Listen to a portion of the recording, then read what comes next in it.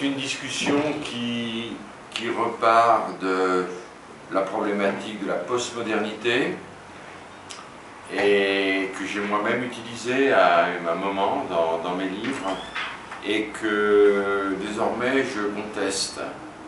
Le concept ne me paraît pas correct. On ne vit pas un au-delà de la modernité n'est pas du tout morte.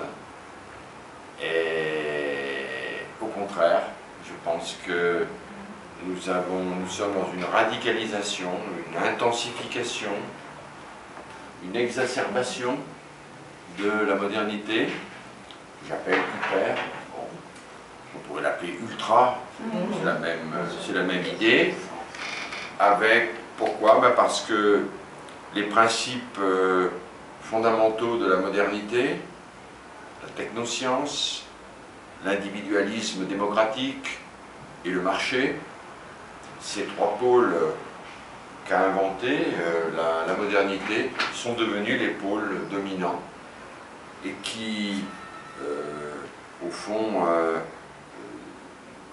restructurent l'intégralité de nos modes de vie, de nos villes, de nos manières d'être et de communiquer.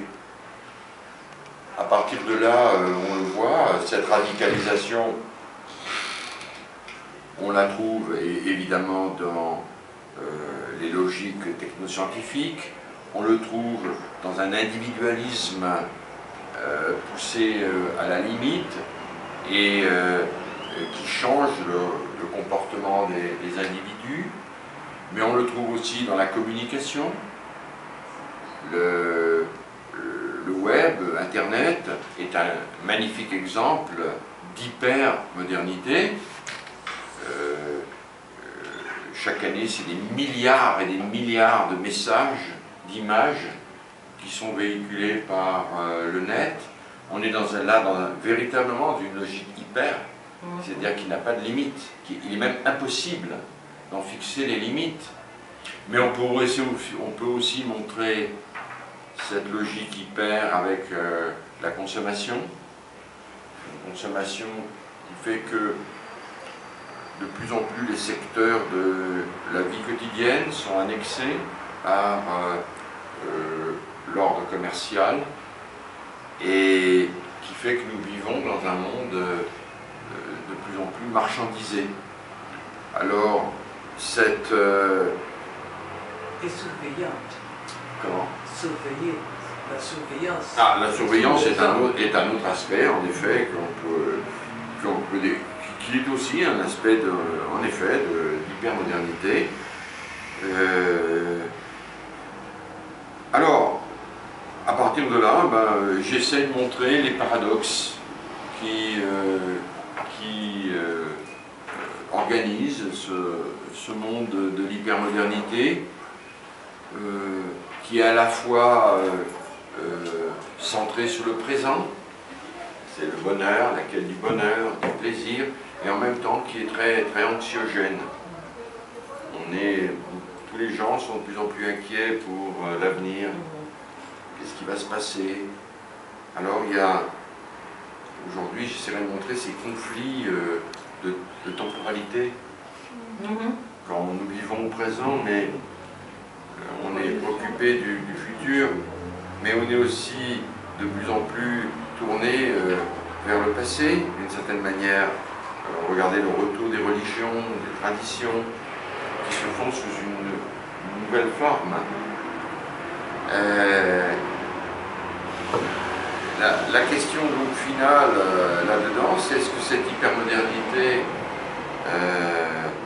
elle rend l'homme heureux? Est-ce qu'elle le rend plus libre? Alors, je crois qu'elle lui donne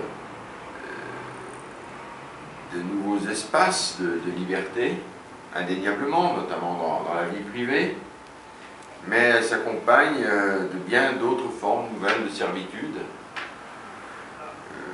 J'en ai exposé un certain nombre dans le monde du travail, bien sûr, mais aussi pour les femmes, sur les contraintes de l'apparence, de la beauté, du corps, de toutes ces choses-là.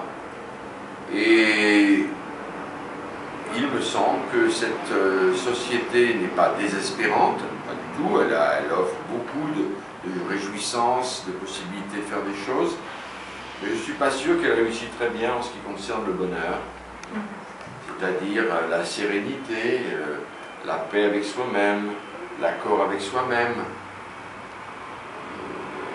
C'est une société sur ce plan-là qui met en échec, je crois, la paix avec soi-même. Alors, il ne s'agit pas de dénoncer de manière radicale la société hypermoderne de consommation, mais d'essayer de trouver des alternatives qui, dans ce monde-là, puissent redonner une sorte de vitalité et de quelque chose qui fait valeur, qui a une valeur dans ce monde marchand. Moi, je ne suis pas du tout quelqu'un qui diabolise le capitalisme, mais lorsque toute la vie tourne autour de la consommation, les marques, la mode, toutes ces choses-là, il y a quelque chose d'un peu désespérant, un petit peu de triste. Alors, je crois que les intellectuels, on est là pour tirer la sonnette d'alarme et dire nous avons à donner de nouvelles perspectives de vie, de nouvelles perspectives d'existence, sans pour autant être révolutionnaire, c'est pas du tout ça. La révolution, ça appartenait à la modernité.